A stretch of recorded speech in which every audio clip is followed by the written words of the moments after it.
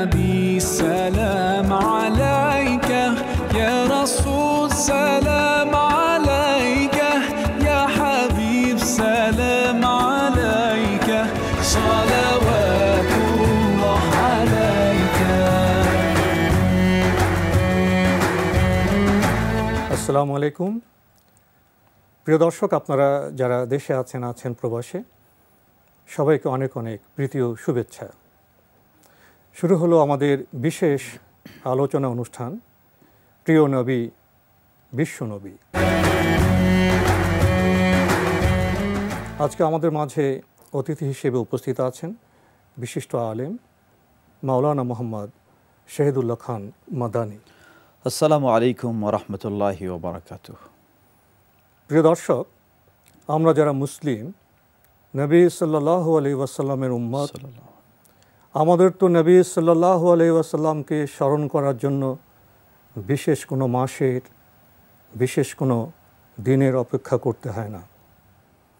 প্রতিদিন আজানে, ইকামাতে, সালাতে আমরা প্রিয় নবী হযরত মুহাম্মদ মুস্তাফা সাল্লাল্লাহু আলাইহি ওয়াসাল্লামকে স্মরণ করে থাকি। জীবনে বিচিত্র সম্পর্ক সূত্রে বারবার ইসলামের এই প্রাণ পুরুষ আমাদের মাঝে উপস্থিত হয়ে যান। তবু আমাদের সমাজে যখন রবিউল আউয়াল মাস আসে, তখন বিশেষভাবে নবী সাল্লাল্লাহু আলাইহি ওয়াসাল্লামকে স্মরণ করা হয়, তার জীবনী নিয়ে আলোচনা করা হয়।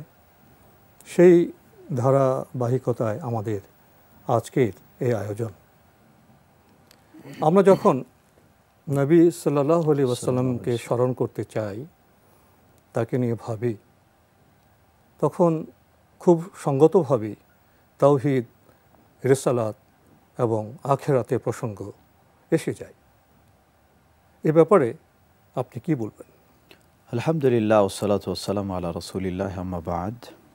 মুহতারাম, আপনাকে জানাচ্ছি অনেক অনেক ধন্যবাদ, কৃতজ্ঞতা প্রকাশ করছি যে আজকে অত্যন্ত একটি গুরুত্বপূর্ণ বিষয় শ্রোতাদের উদ্দেশ্যে আপনি তুলে ধরেছেন। আসলেই আল্লাহ সুবহানাহু ওয়া তাআলা মানব জাতিকে সঠিক পথে পরিচালিত করার জন্য, প্রদর্শনের জন্য যুগে যুগে অসংখ্য নবী রাসূলকে প্রেরণ করেছেন। সর্বশেষ রাসূল হিসাবে মুহাম্মদ সাল্লাল্লাহু আলাইহি ওয়াসাল্লামকে, আমাদের প্রিয় নবীকে প্রেরণ করেছেন। তো নবী রাসূলদের প্রেরণ এটা মূলত কোনো একটা মানুষের ইতিহাস শুধু জানা, কিছু চিন্তা, কিছু বোঝা, কিছু শেখা, এটা উদ্দেশ্য নয়। আল্লাহ রাব্বুল আলামিন সূরা নাহলে বলছেন, ওয়ালাকাদ বা'আথনা ফি কুল্লি উম্মাতির রাসূলা আন ই'বুদুল্লাহা ওয়াজতানিবুত তাগুত। আমি সকল রাসূলদেরকে প্রেরণ করেছি দুটি উদ্দেশ্যে।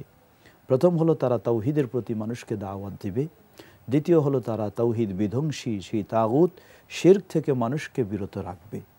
সুতরাং আমাদের প্রিয় নবী মুহাম্মদ সাল্লাল্লাহু আলাইহি ওয়াসাল্লাম, তার প্রেরণের, তার আগমনের মূল উদ্দেশ্যই হলো আল্লাহর জমিনে আল্লাহর তাওহীদ, আল্লাহর একত্ববাদ প্রতিষ্ঠা করা, তাওহীদ বিরোধী বিধ্বংসী বিষয়গুলিকে প্রতিরোধ করা, দূর করা, সেগুলি থেকে মুক্ত করা। আর নবী মুহাম্মদ সাল্লাল্লাহু আলাইহি ওয়াসাল্লাম যে বিষয় নিয়ে প্রেরিত হয়েছেন সেটাই হলো রিসালা।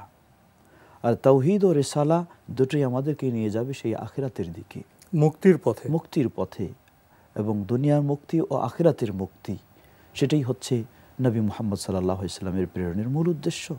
কিন্তু আজকে আফসোসের সাথে বলতে হয়, আমরা শুধু মুহাম্মদ সাল্লাল্লাহু আলাইহি ওয়াসাল্লামের নাম স্মরণ করে, কিছু বলে, কিছু আনুষ্ঠানিকতার মধ্যে দিয়ে কিছু আবেগেরও প্রকাশ করে থাকি। এই যে আমরা বললাম রিসালাতের কথা, নবী সাল্লাল্লাহু আলাইহি ওয়াসাল্লাম প্রসঙ্গে রিসালাত শব্দটি চলে আসে। জি, এই রিসালাতের দায়িত্ব এবং মর্যাদা প্রসঙ্গে কিছু বলবেন? আসলে আল্লাহ সুবহানাহু ওয়া তাআলা এ বিষয়ে কোরআনুল কারীমে বিভিন্ন আয়াতে বলেছেন। যেমন সূরা আরাফ 158 নম্বর আয়াতে আল্লাহ বলছেন, নবী সাল্লাল্লাহু আলাইহি ওয়াসাল্লামকে বলাচ্ছেন, ইয়া আইয়ুহান নাস ইন্নী রাসূলুল্লাহি ইলাইকুম জামিআ। হে গোটা মানব জাতি, তোমাদের সকলের কাছে আমি আল্লাহর রাসূল হিসেবে প্রেরিত হয়েছি। সুতরাং আমাদের নবীর একটি বিশেষ বৈশিষ্ট্য হচ্ছে, তিনি পূর্ববর্তী নবীদের জন্য কিছু সময়ের সীমাবদ্ধতায় বা অঞ্চলের সীমাবদ্ধতার মধ্য দিয়ে তিনি নবী রাসূল নন।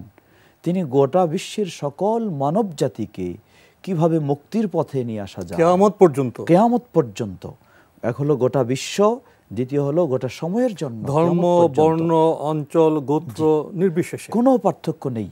গোটা মানব জাতি সে যে ধর্মে, যে বর্ণে, যে গোত্রে, যে ভৌগোলিক অবস্থানে থাকুক না কেন, সকলের জন্য আল্লাহ সুবহানাহু ওয়া তাআলা মুহাম্মদ সাল্লাল্লাহু আলাইহি ওয়াসাল্লামকে নবী রাসূল হিসেবে প্রেরণ করেছেন। রবিউল আউয়াল মাস আসলে আমরা নবীর প্রতি ভালোবাসা প্রকাশ করে থাকি।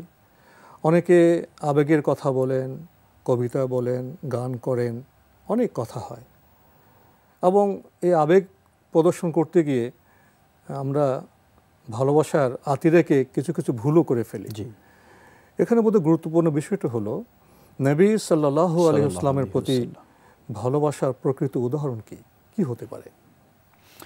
অত্যন্ত একটি চমৎকার প্রসঙ্গ আপনি তুলে ধরেছেন। আসলেই আল্লাহ রাসূল সাল্লাল্লাহু আলাইহি ওয়াসাল্লামের প্রতি, নবীর প্রতি আমাদের ঈমান তো আনতেই হবে, এর তো বিকল্প পথ নেই।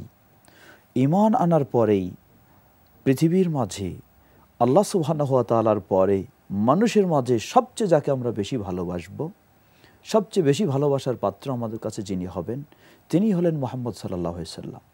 আর তাকে ভালোবাসা শুধু কিছু গান গেয়ে, কিছু কবিতা আবৃত্তি করে, আর কিছু আলোচনা করেই ভালোবাসা, কিন্তু এটা কখনো পূর্ণ হয় না, বা এটা ভালোবাসার নাম নয়। প্রকৃত ভালোবাসা হচ্ছে নবী মুহাম্মদ সাল্লাল্লাহু আলাইহি ওয়াসাল্লামকে আপনি রবিউল আউয়ালে ভালোবাসবেন, রবিউল সানিতে গিয়ে ভুলে যাবেন, আবার তার পরের মাসে গিয়ে কিছু চিনবেন না, কিছু মানবেন না, এটাই আপনার ভালোবাসা নয়। আপনি ভালোবাসবেন আপনার গোটা জীবনে, যতদিন তার প্রতি আপনার ঈমান রয়েছে নবী মুহাম্মদ সাল্লাল্লাহু আলাইহি ওয়াসাল্লামের প্রতি, ততদিন তাকে আমরা অবশ্যই ভালোবাসবো। কোনোটি নির্দিষ্ট মাস বা দিন বা সময়কে নির্দিষ্ট করে নয়, গোটা জীবনে। আল্লাহ এটাই বলছেন, লাকাদ কানা লাকুম ফি রাসূলিল্লাহি উসওয়াতুন হাসানাহ। ভালোবাসা মানেই হলো তাকে আমি আমার জীবনের মডেল হিসাবে সবসময় গ্রহণ করব। শুধু কথায় নয়, কথায়, জীবনের বিচিত্র সম্পর্ক সূত্রে, ঘরে বাইরে, সমাজে, সব আচরণে তার যে আদর্শ, সে আদর্শকে যদি আমরা প্রতিফলন ঘটাতে পারি, সেটাই হলো ভালোবাসা প্রকৃষ্ট উদাহরণ হবে। এটাই প্রকৃত ভালোবাসা। আমি উদাহরণস্বরূপ ধরে নেন, একজন মানুষ, আমাদের সমাজেরই কথা যদি বলি, কোনো বিজ্ঞ ব্যক্তিকে আপনি তার সামনে খুব প্রশংসা করলেন, খুব গুণগান গাইলেন, কিন্তু তারপরে গিয়ে তার বিষয়ে আপনি কিছুই মনে করলেন না, তার কোনো কাজও মানলেন না, তাহলে তো আসলেই প্রকৃত ভালোবাসেননি।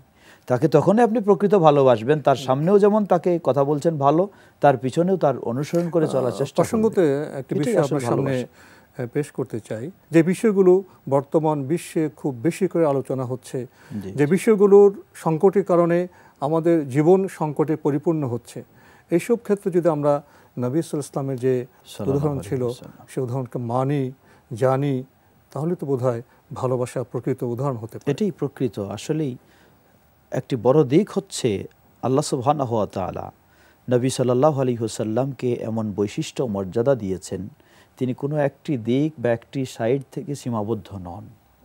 সকল দিক, আপনি ব্যক্তিগত দিক, সেখানেও মডেল হিসাবে পাবেন মুহাম্মদ সাল্লাল্লাহু আলাইহি ওয়াসাল্লামকে। পারিবারিক, সামাজিক, রাজনৈতিক, রাষ্ট্রীয়, অর্থনীতি, সব বিষয়ে আপনি তাকে পাবেন নমুনা হিসাবে। আমরা অনেক দৃষ্টান্ত দিতে পারি। তিনি যে আদর্শ রেখে গেছেন, তার যে জীবন ব্যবস্থা, তার যে ইসলামী বিষয়গুলি, সেই ক্ষেত্রে অমুসলিম লেখক যারা, তাদের লেখনীগুলি যদি আমরা একটু লক্ষ্য করি, তারাও নবী সাল্লাল্লাহু বিশ্বের এক নম্বরে বিবেচনা করেছেন। সেই 100 যে শতমনীষীর জীবনী লিখেছেন যিনি, তিনি একজন অমুসলিম হওয়া সত্ত্বেও বাস্তব যে মুহাম্মদ সাল্লাল্লাহু আলাইহি ওয়াসাল্লাম, তার কার্যকলাপগুলি ছিল সন্ত্রাস বিরোধী, তার কার্যকলাপগুলি ছিল অনৈতিক কর্মকাণ্ডের সবকিছুর বিরোধী, বরং শান্তি প্রতিষ্ঠায় ছিল তার সবকিছু সংগ্রাম, সবকিছু তার বিষয়। নবী সাল্লাল্লাহু আলাইহি ওয়াসাল্লামের যারা প্রকৃত উম্মত হবেন, তারা তো মানুষের প্রতি নিষ্ঠুর আচরণ করতে পারেন না, এমনকি পশু পাখি জীব জানোয়ারের সাথে নিষ্ঠুর আচরণ করতে পারেন না। কখনো না। বর্তমান সময়ে আরেকটি প্রসঙ্গ চলে আসে, যে মুসলিম উম্মার ঐক্য প্রসঙ্গে। দেখা যায় বিভিন্ন বিষয়ে মুসলমানদের মধ্যে অনৈক্য, ফিকি মাসলায়, মাযহাবের মাসলায়, অথচ আমরা ইসলাম থেকে একটি নির্দেশনা পাই, যখন মুসলমানদের মধ্যে কোনো বিষয়ে অনৈক্য হবে, মত পার্থক্য বা মত বৈচিত্র্য হবে, তখন তো আমাদের আল্লাহ এবং রাসূলের দিকে ফিরে আসতে হবে। এই বিষয়ে কি বলবেন? এ বিষয়ে স্বয়ং আল্লাহ সুবহানাহু ওয়া তাআলা নিজেই সূরা নিসায় আল্লাহ রাব্বুল আলামিন 58 নম্বর আয়াতে তিনি বলেন, ফাইন তানাযাতুম ফি শাইইন ফারুদ্দুহু ইলাল্লাহি ওয়ার রাসূল। যদি তোমাদের মাঝে মানুষ হিসাবেই কম বেশি বুঝের কারণে, জানার কারণে কিছু ব্যতিক্রম মত পার্থক্য হতেই পারে, মত বৈচিত্র্য হতেই পারে, এটা সাহাবাদের সময় দেখেছি, হতে পারে। কিন্তু আমাদের সমাধান হলো আমাদের কোনো ব্যক্তির কাছে ফিরে যাওয়া নয়, কোনো দলের কাছে ফিরে যাওয়া নয়। আল্লাহ বললেন ফারুদ্দুহু ইলাল্লাহ ওয়ার রাসূল, তোমরা এই বিষয়টিকে ফিরিয়ে দাও আল্লাহ এবং তার রাসূলের দিকে। আমাদের প্রিয় নবীকে নিয়ে কথা বলতে গেলে তো ঘন্টার পর ঘন্টা বলা যাবে, শেষ হবে না। কিন্তু আমাদের সীমিত সময়ে আজকে কথা বলতে হচ্ছে, তাই আজকে এখানে শেষ করতে হচ্ছে।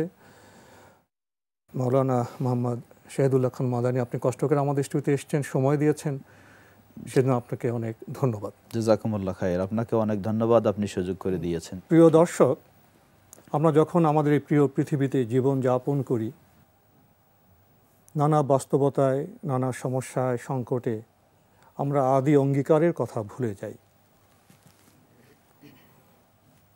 আলমে আরওয়ায়, রুহের জগতে আমাদের পৃথিবীতে পাঠানোর আগে মহান আল্লাহ আমাদের প্রশ্ন করেছিলেন, আলাস্তু বিরাব্বিকুম, আমি কি তোমাদের প্রভু নই?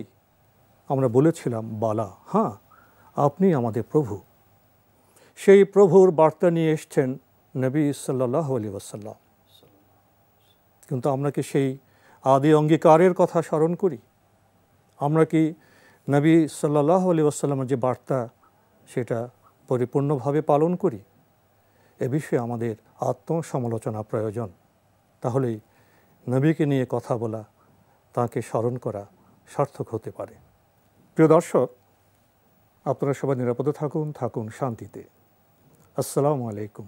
ইয়া নবী সালাম আলাইকা, ইয়া রাসূল সালাম আলাইকা, ইয়া হাবিব সালাম আলাইকা, সালাওয়াতুল্লাহ আলাইকা।